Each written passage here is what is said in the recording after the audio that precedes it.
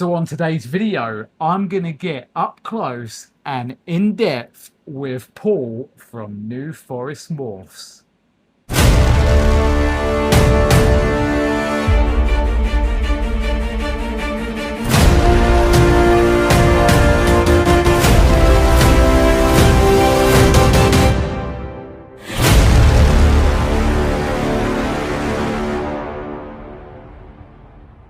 What's up, guys, and welcome back to Predator BP, the channel that focuses on the hobbyist keeper and breeder of ball pythons. And today we have got a New Forest Morphs takeover.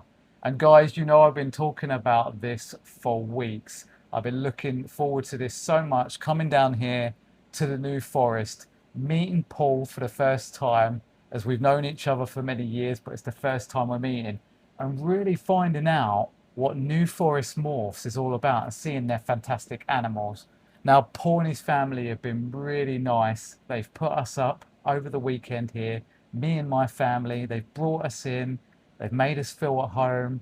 They've showed us some of their amazing snakes, as some of you will see from the little clips I've been putting out.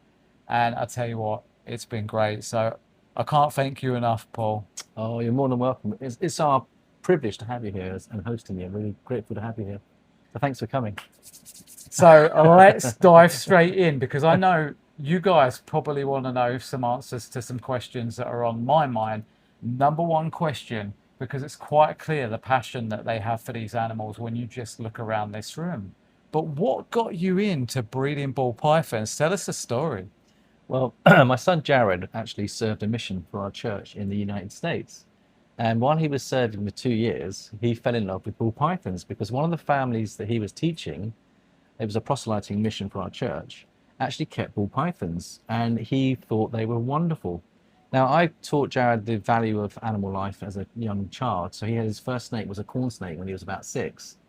And so he's always had that love of snakes. And we've been in the forest here for 25, 26 years.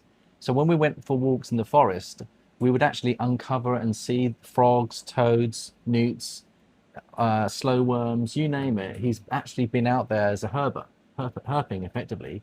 And I think Jared's passion for reptiles came as a child. And he's got me into it, because when he came home from his mission, he decided to keep his first ball python. And I said to him at the time, Jared, do not bring that snake anywhere near me. I was in the dining room at the time having my dinner, and he brought his snake in, and I was like really trembling, and I had a phobia, and I was shaking. I was thinking, keep it away, keep it away. And he respected that. But then when he had his first clutch, he invited me in to see the first clutch.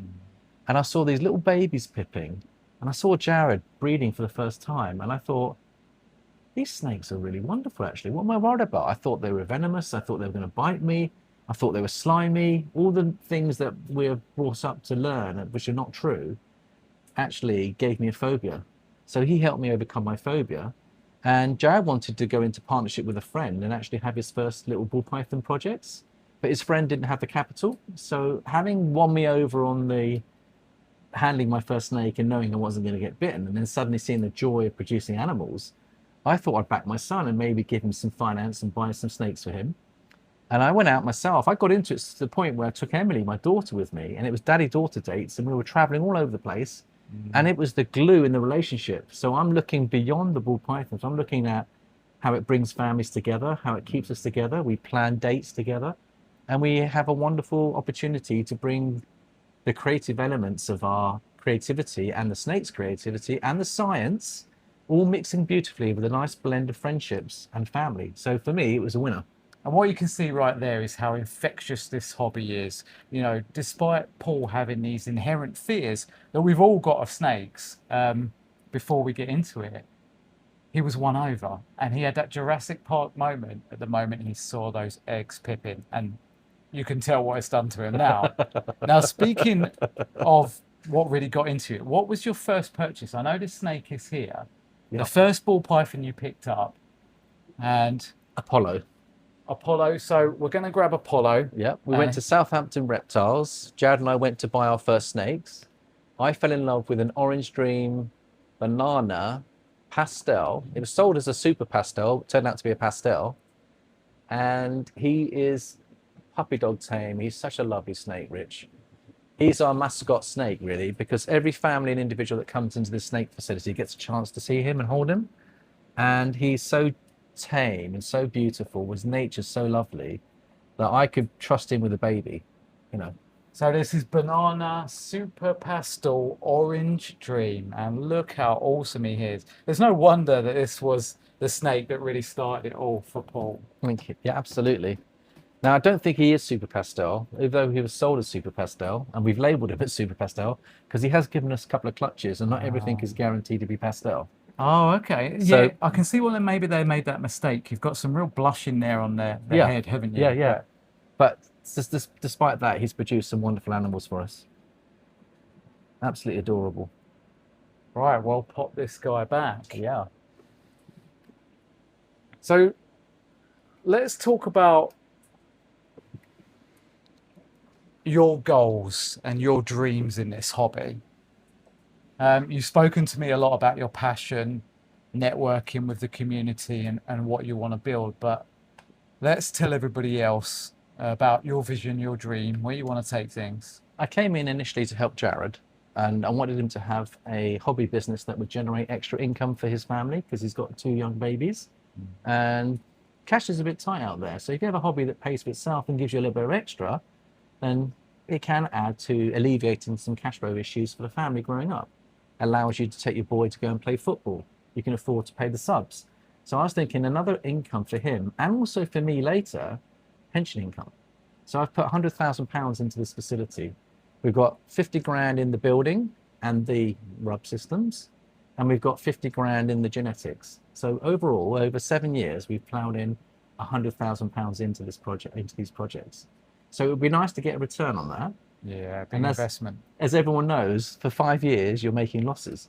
Now, being chartered accountants, we've got people in the community that come to us and ask, what should we do with these losses? And I'm saying you can utilize those losses and offset them against other income. So I'm currently getting tax refunds for a lot of the people in the community, and they're declaring anything over 1,000 you have to declare on a tax return. So we're building up that side. So although we're making losses on this side, we're making profits on the accounting side. It's funny how it works. And That connection, everything connecting together. Yeah. but more importantly than that, Rich, and I need to be, for just take a serious moment here, is all of us are struggling with some issue, some health issue, or some psychological issue, or some behavior issue, or we've got family members that may be struggling. We all, no one's unaware of that. We know that people are suffering. Now, what this hobby does for me is it's opening my mind to a much bigger and wider vision of what we're about. That is showing love in the community.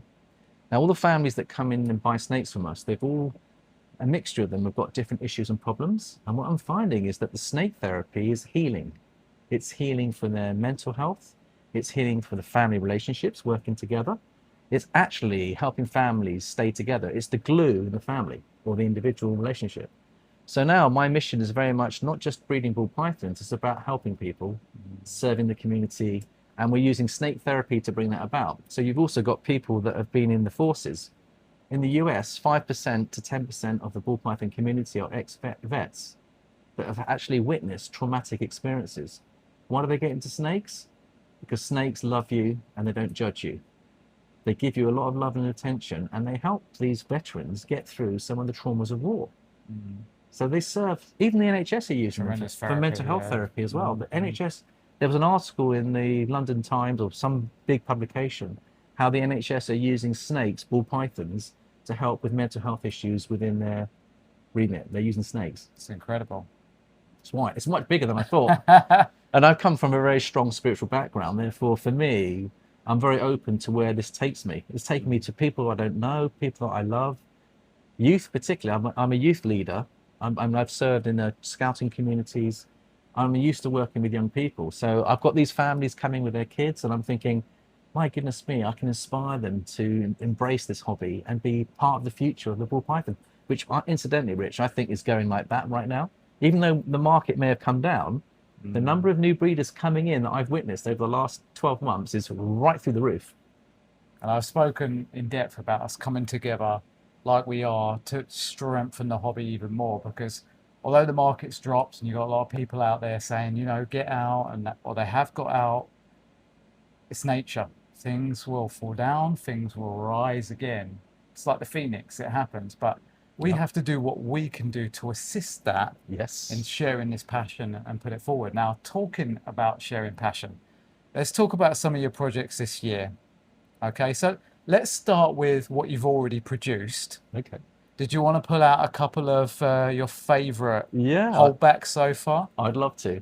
We've just hit the Blackhead Lavender Albino het hides, which are the prettiest snakes. I mean, they are lovely. Rich is coming over to pick up a snake as well. He hasn't decided which one he's going to pick up yet. I'm going to go home with something. I've even said to Rich he can buy one of my rub systems if he wants to take more than one. It's a great sales pitch, that. Yeah, here's housing for 5. You need to live with 5 now. Let's start with one of these. This is one of my favorites. So we've got a where are we? Blackhead. There we go. Let's get one of these out. So just take a look at this beautiful little baby here. Go, Rich. You can demonstrate and show it off. So here we go, guys. Take a look at this Blackhead Lavender Albino. Absolutely incredible. Now, Paul, talk to us about what you're seeing from this animal. Yeah, so you've got the Lavender Albino. Now, the reason it's called Lavender Albino is that the whites will turn very purple and they will turn quite lavender. While they're hatchlings, it's very pure white because the Blackhead acts like a negative photo. Well, the old days where we used to get your photos done through non-digital, but the old film, you go down to somewhere like Boots and you would actually ask them to develop your photography, and they'd give you the negatives as well as the photographs. Now, if you look at the negatives were the reverse of what you've actually got on your picture. So the blacks will be white and the whites will be black in the days of black and white filming. Here, you've got the same impact. The albino is so strong, it strips out all of the black genetics from the Blackhead. Now, if I show you what a Blackhead looks like. Incredible. This animal is just out of this world. As someone who's always loved albino, to see a Blackhead Lavender Albino, Mike, if you get to watch this video, I know how much you love the Lavender Albino. So this is the Blackhead. Now, this is becoming a very popular genetic in the UK. And you can see why it's called Blackhead, because it's got a black head. So quite simple. But look at the deep blacks and the contrast through the body, the golds, the whites rising from the belly. It's just a super, super backdrop to actually get into your albinos. I love all this blushing in between the dark blacks. Absolutely. It's just incredible. This one is het for lavender and it's het for clown. It's going to go into my Holy Het Grail clown, project. Het lavender. It's going into the Holy Grail project. It's very fitting for you. Yeah. Very fitting. The Holy Grail. So I can see why these are on some of your top holdback lists right now. They're on my target species. So, but everything actually has a purpose, because a lot of people don't realize this. We've got 7 to 8 major projects, but they all will filter into each other in a crescendo, which will take 7 to 20 years. But eventually we'll have a 7 recessive animal with 7 appropriate incomplete dominants that you might think you're going to overdo it, Paul, but no. I'll be putting DG, I'll be putting Hypo, Pied, Lavender Albino, Ultramale, Clown. I mean, I've got to 6 already, and I've still got Sunset to kind of come into the mix, and I've got other genetics that I want to bring into the mix as well. So you put in an animal with that power, there'll come a day where maybe we're going to be short space, or maybe we want a smaller collection. So instead of having 250 animals in 250 tubs, you could end up with 50 in larger vivariums that will give them more enrichment and more time. And then you can breed the same equivalent in the same space with less work, because the power is within the snake rather than within the tubs. And this is real smart wisdom coming from Paul when we think about that there might be changes to things, policies, procedures that we have to follow, and how we can adapt to that. You know, that's what it's all about. If things do change or need to change, we need to adapt with them.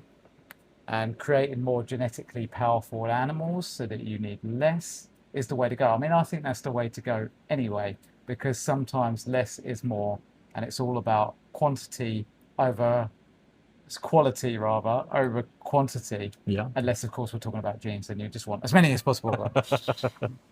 Right, that's awesome. So what else have you produced so far that you're massively proud of? We're really pleased because we've actually hit a project which has been dear to my heart for 7 years. I've eyed them up for 7 years. Now, I haven't taken 7 years to get it, but I've had it in my mind's You've just eye. been thinking I've about been it for thinking 7 about it. years. I've been dreaming about it. You know, dreaming snakes, Rich.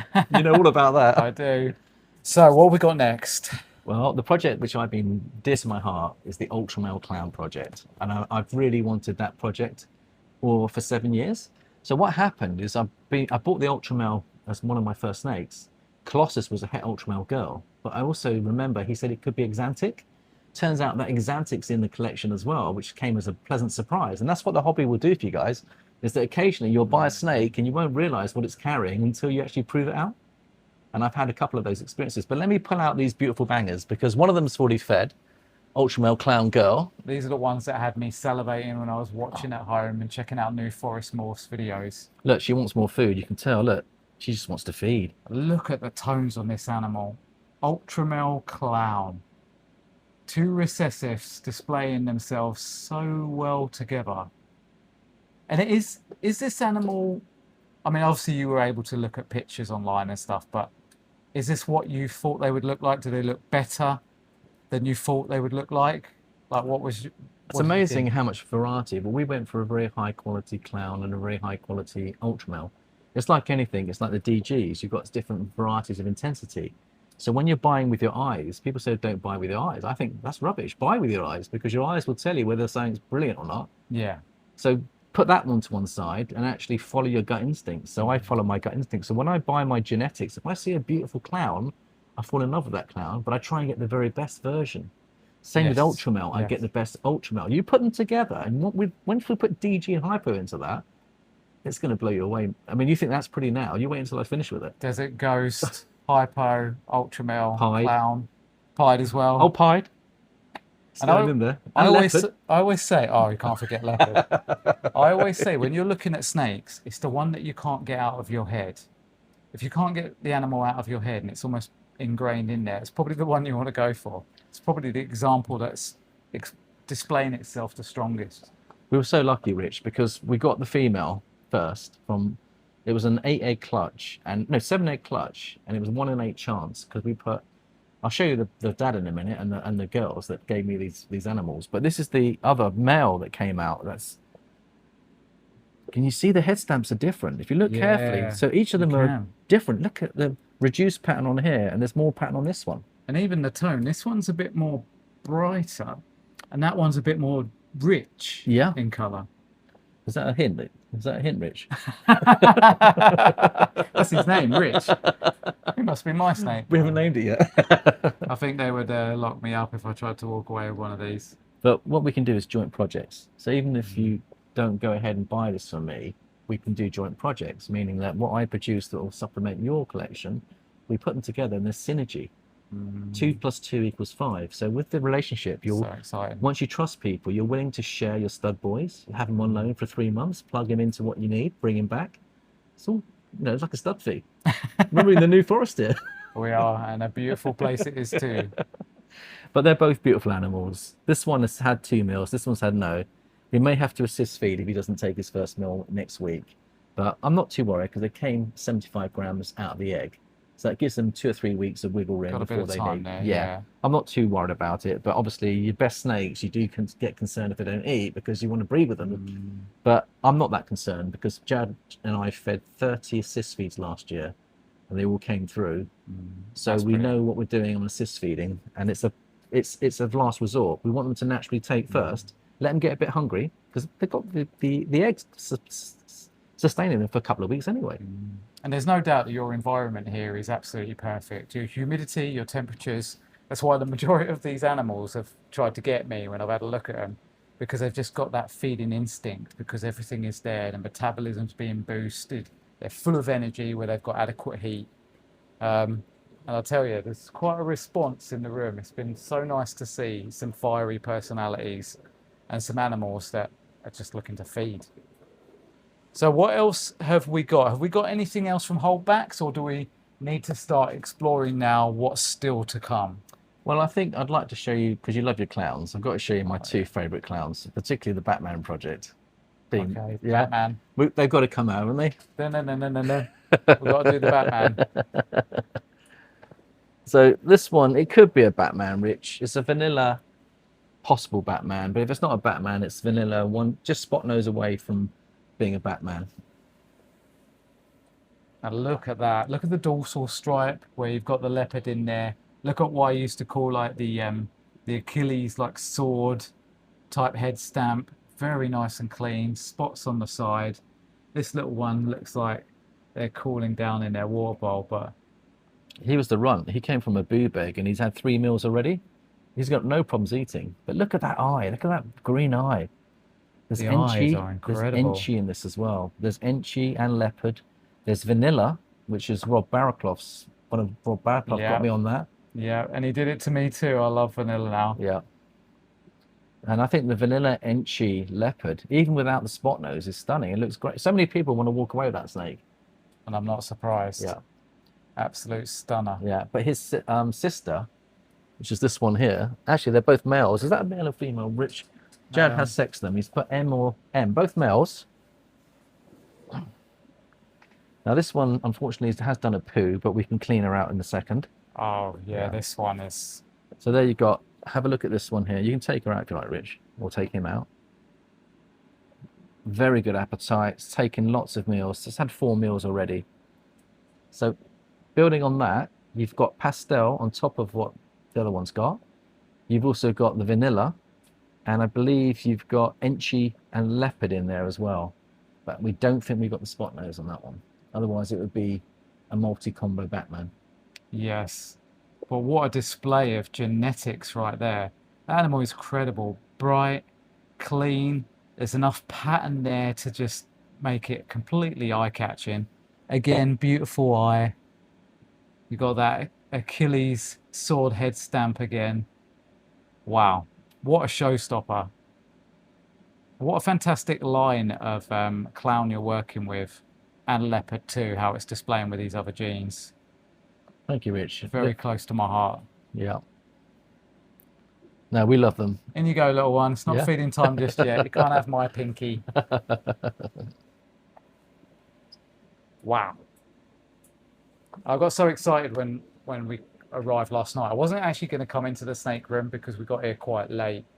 And we've been like 4 hours on the road from where I live to where Paul is. But I made the mistake of saying to Paul, where's the snake? Where's the snake pit?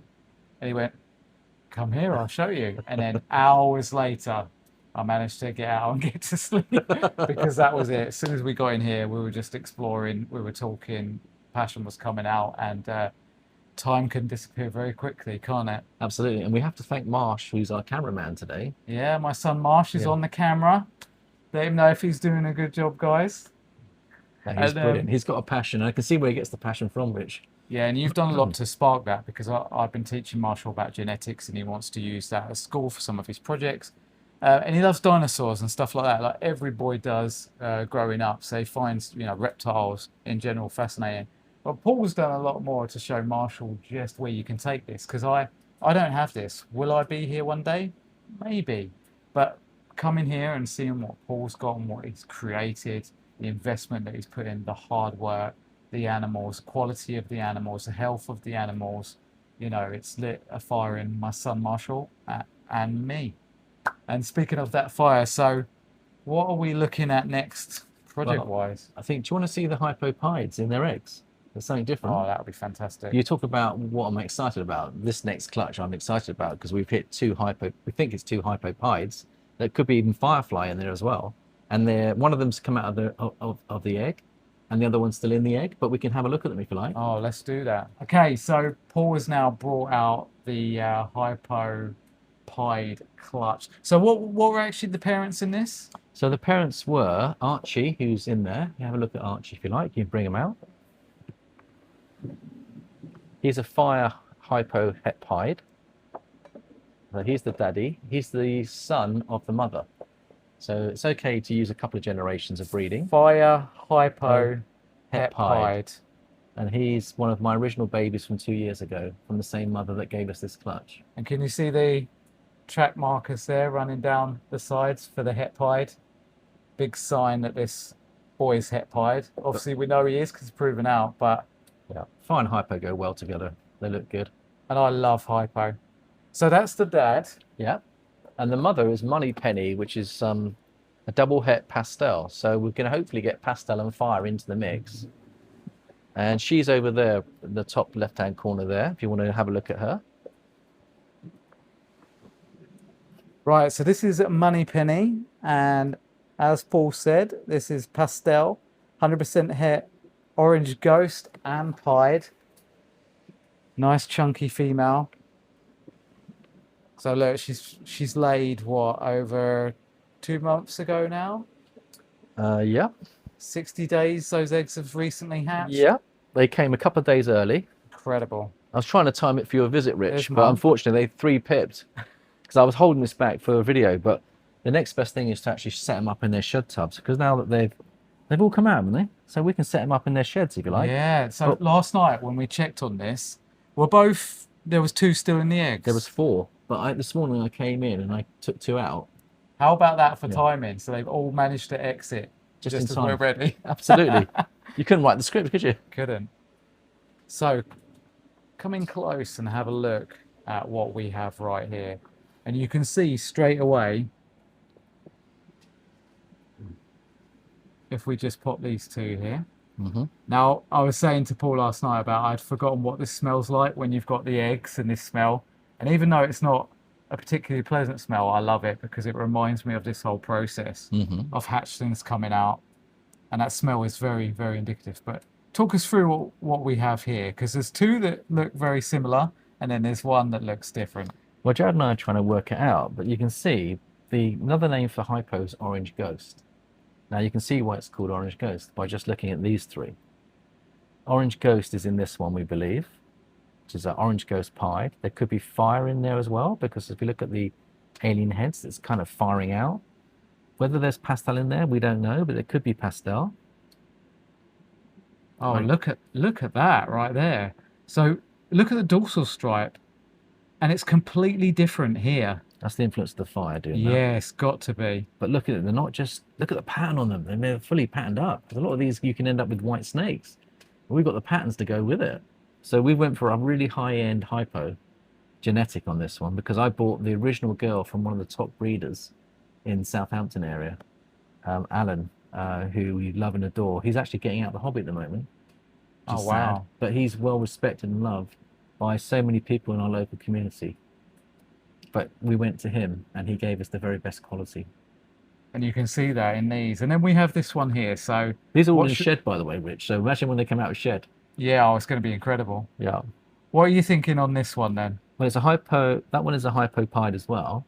I think the pastel's in there, because if you look at the pastel and the Hypo together, it gives you that grey look.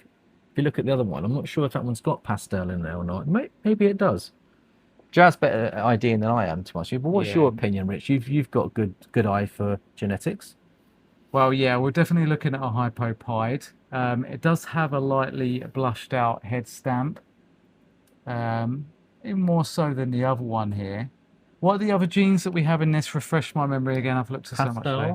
Pastel, fire, Hypo pied. Hypo pied. Yeah. Yeah, difficult to say. We'll soon I think you're right. After shed, we'll probably find out better. Yeah, needs to shed out. Yeah, probably pastel, Hypo pied, and potentially fire. I think that one's definitely got the fire in. But that one's brighter, yeah. That one might not have the fire. That might be the pastel version. Now these are awesome, but I'm really intrigued by this one here because of the amount of pattern and speckling. Pastel and fire together hitting this one. Wow. I don't think it's Orange Ghost though, but I might be wrong.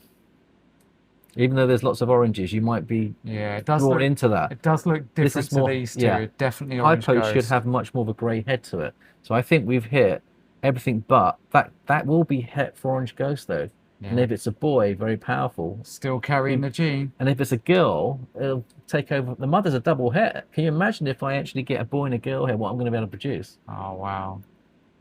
Absolutely astonishing. Now what you can see is these two here being the visual recessives that we think at the moment with the other genes in the mix. Yeah. But this animal here, being pied, having fire, what else might be in there? Pastel. But it's just incredible. Still incredible.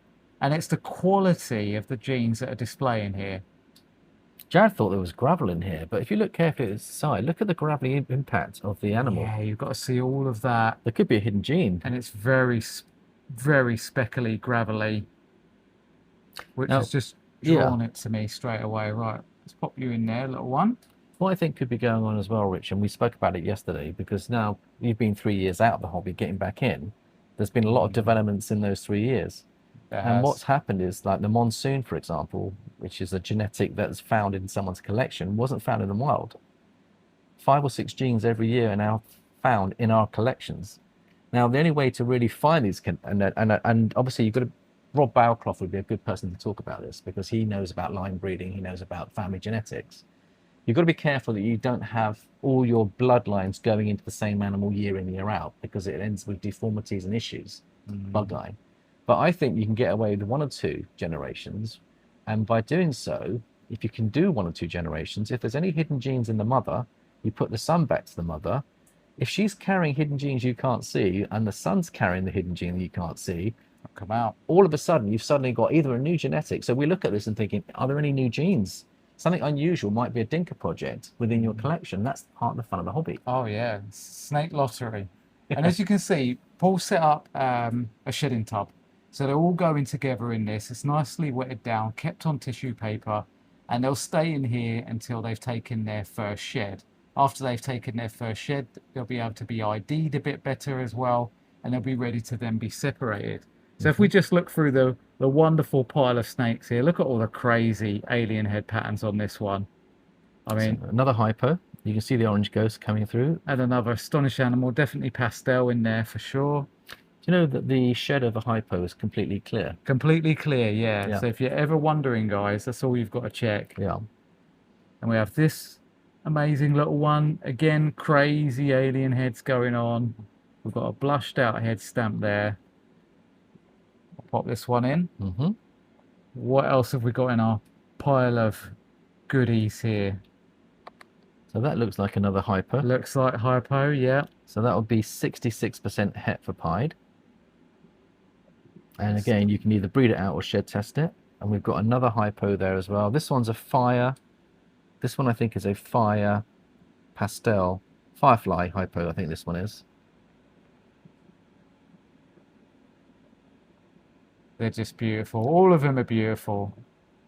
And last year's babies, if anyone wants to get into this project, we've got some boys that are almost ready to go. We put out a video over the weekend with one of my lovely firefly hypo boys that's 66% het for pied. He proved out to be pied. He's more powerful than Archie because he's got the fire and the pastel in there as well. It's incredible. And it looks beautiful. I mean, I can show you what it looks like if you like. Oh yeah, I would love to see that. So this is the boy that you wanted to show us. So talk to us about this little guy. So this is last year's hatchlings that we've kept this boy, thinking he might replace the father because he's carrying 1 extra genetic, which is the pastel. This is the Firefly Hypo, 66% het for hide. Now, we may not have to shed test it. I mean, I might ask you to have a look and see if you can see whether it's got any pied markings, Richard, because you know what you're looking for. Can have a look at it, yeah? Let's just have a look and see if we can spot any ringers on this animal, any tracks. Right away. Oh, it's a difficult one there. Yeah. Yeah, I'm seeing some faint tracks on each side. Yeah. There's no ringers on there. I can't see any ringers. And usually you get merged alien heads at the tail with the pied. Do we have any merged alien heads? We do.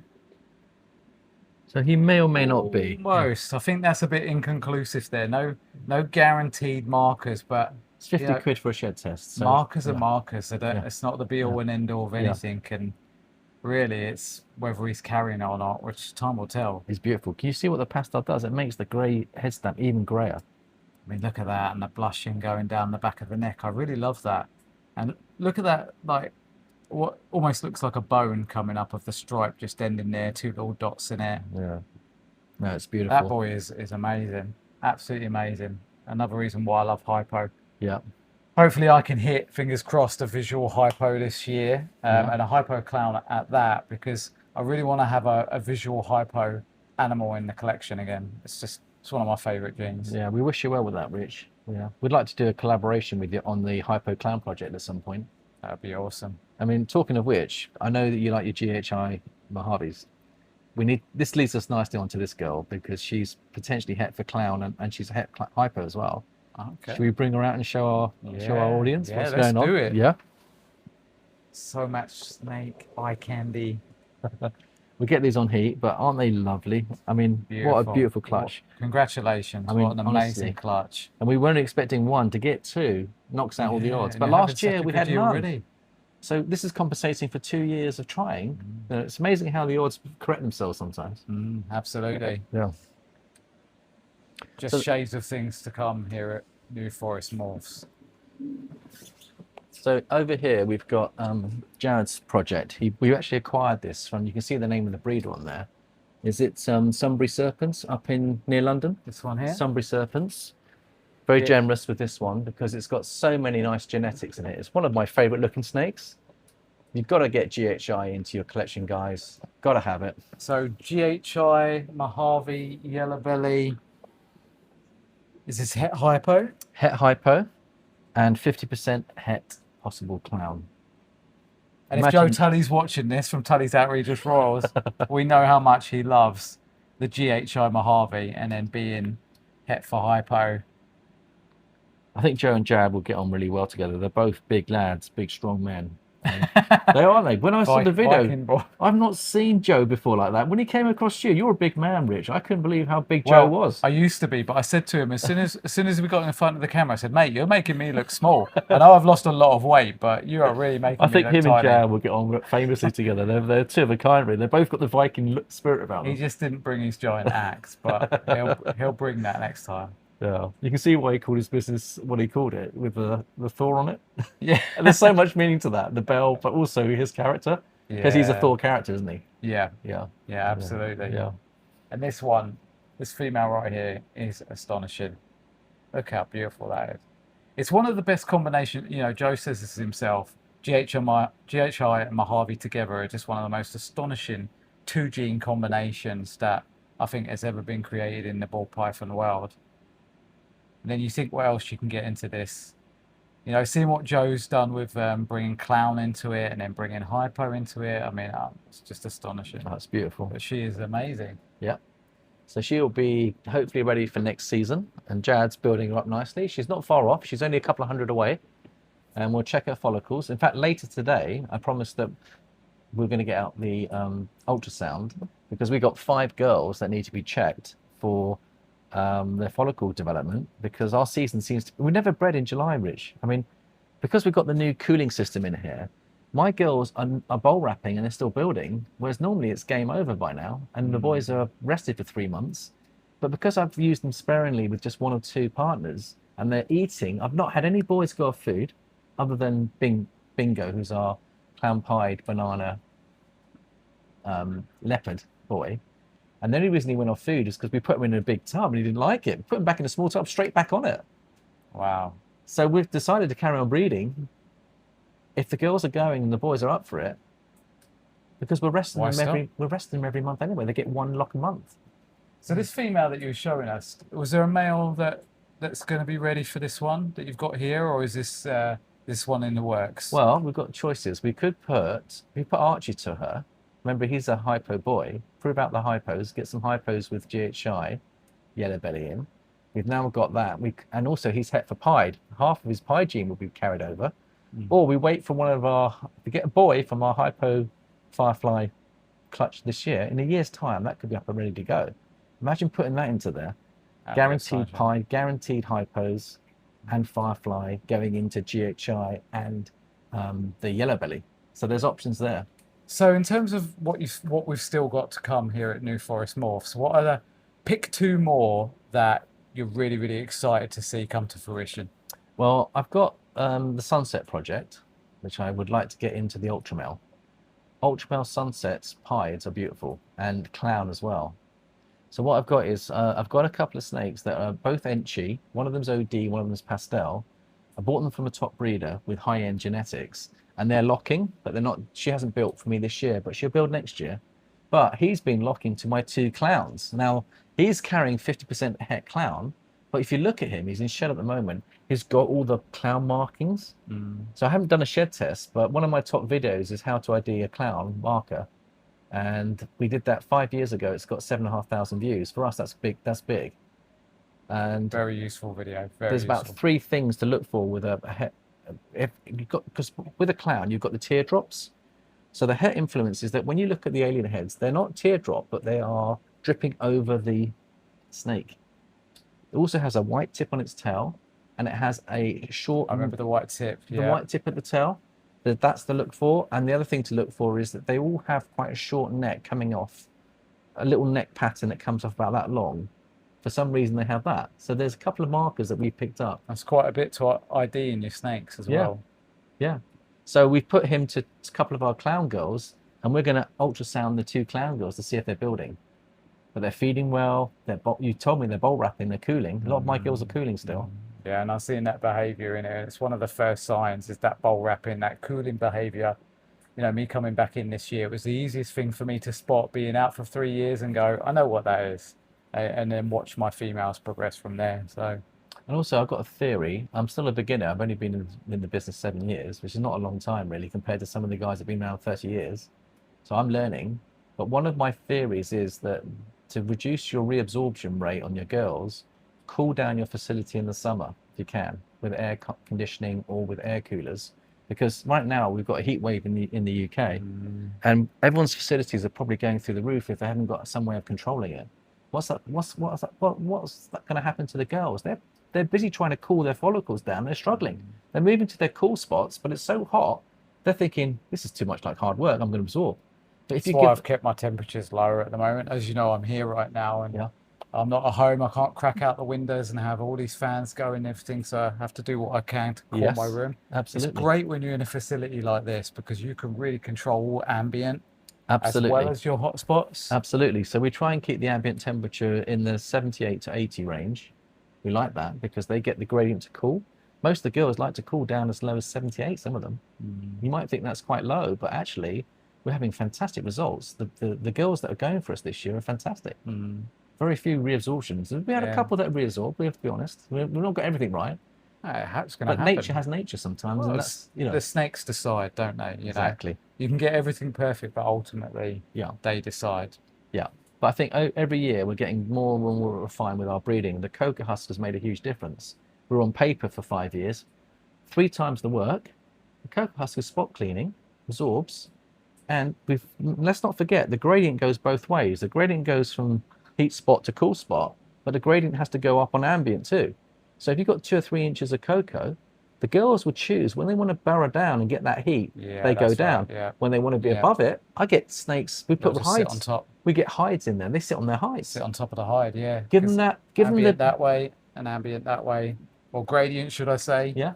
And it works. That's why it's great if you can have a hide in there. It's also great if you can have a thickish layer of substrate, not too thin. So they've got the choice, you know. Absolutely. And the other thing that I learned from yourself and Professor Balls was when you guys first put out your videos, I couldn't believe the size of your bowls, and I had a joke with you. Do you remember I said, the swimming pools. Where's the diving Where's ball? the diving, yeah. Do you remember that? And I thought, Jared, we're doing something wrong here. We've got these little doggy bowls. Rob Barraclough, I trust him with every bit of technical information he gives me. I mean, he knows his stuff. And I think you must have had a chat with him because all of a sudden I saw his collection, your collection, both with the same size bowls. I was thinking, these boys know something. It's funny because we never spoke about it. I think we just came to the same conclusion. You know? Amazing. I knew for years when people struggle with humidity, I was like, why aren't you maximising your water source? And for people that use vivariums as well, just adjust where your water bowl is to create more humidity within your vivarium. Obviously, you're going to have to keep it topped up because like a heat bulb will evaporate water a lot faster than our heat mats do. Yeah. That was the simplest thing. And the females can really use it. They can get inside it, they can soak. It's a larger surface to bowl wrap around.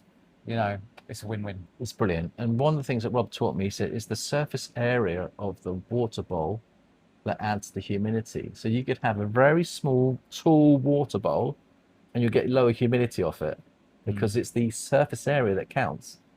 So he said, go big. And therefore, your coca husk doesn't have to be saturated to get the humidity up because the bowl itself is providing it. And they can get in and have a jacuzzi. And since they've been doing it, our success rate on egg follicle development has gone through the roof. Where this year we've had very few slugs. Last year we had tons of slugs because we got our temps wrong and we didn't give them big enough bowls. Gave them bigger bowls, the follicle growth's better, the temps have been dialed in, and we've got literally, I could count the number of slugs on 15 clutches on one hand, probably about 4 slugs out of 15 girls. That's great. Which is brilliant. Okay, right.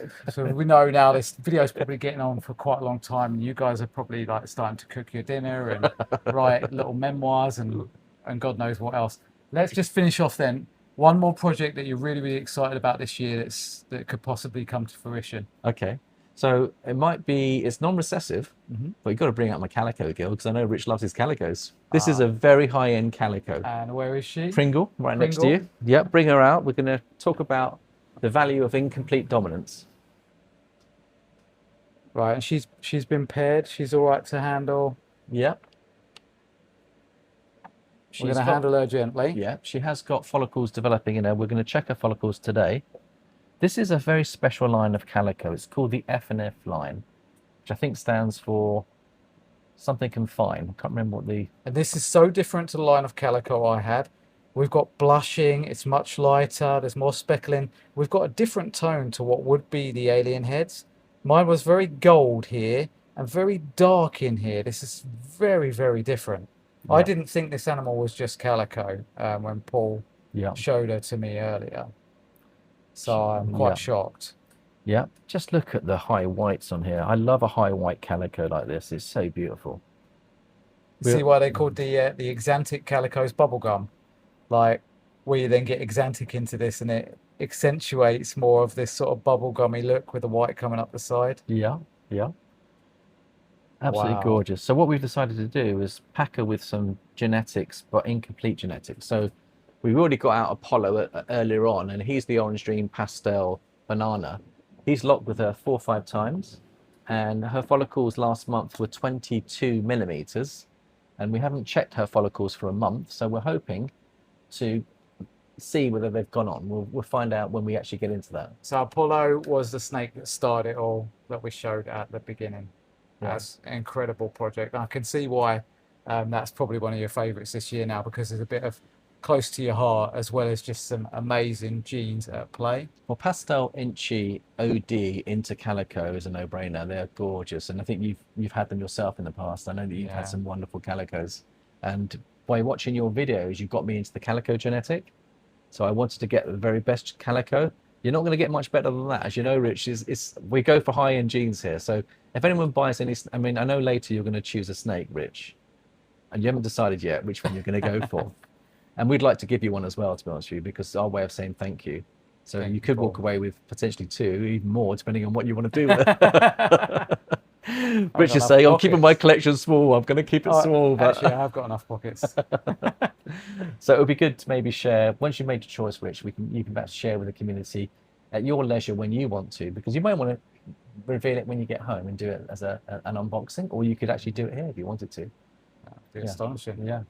Now, guys, I just want to take this moment now to thank Paul wholeheartedly for letting me come in and really explore new Forest Morphs. If anything, this video, although it might be long, has only just scratched the surface, and I will be coming and spending more time with Paul, Jared, and the new Forest Morphs operation here, exploring more and more. So please stay tuned for that. But once again, thank you so much. Rich, and is there anything else you'd like to cap off or say to our viewers? Yeah, just keep going. Don't let the difficult times stop you from reaching your dreams. We've had ups and downs, and there are ups and downs. In reality, you have good days, you have bad days. Just keep going and follow your dreams. It will happen, and we'll do it together. And I just want to thank Richard for coming down with his family. It's the first time I've met Richard, but to have the whole family was really just amazing. They're such wonderful people. And go give Rich lots of love and support as he's coming back into the hobby. We're certainly behind you, Rich. We can supercharge your collection, you know that. And I want you to know that we're here to help supercharge your collection. I appreciate it. I want to do that. And if anybody wants to look us up, we're on Instagram. Jared runs the Instagram. I've got a WhatsApp, and I'm happy to share my WhatsApp if anyone that wants to share any projects together, synergy. We've got lots of wonderful snakes that we can introduce you to. And let's clarify, guys. So links are going to be in the description to the Morph Market page. to their YouTube channel, to their Instagram, and anything else Facebook. that they have. Facebook, all right? Not on TikTok yet. If you're not already, which you probably already are because everybody knows who New Forest Morphs in, but if you're not already, go check them out, watch their videos, and put out some fantastic content. Make sure you go back and look at some of the older videos as well, where there's some amateur dramatics and some really fun stuff, as well as the newer stuff where you're seeing all the new powerful genetics. But guys, check them out. Please show them some love. They're absolutely fantastic. Thank you very much, Richard. Thank you.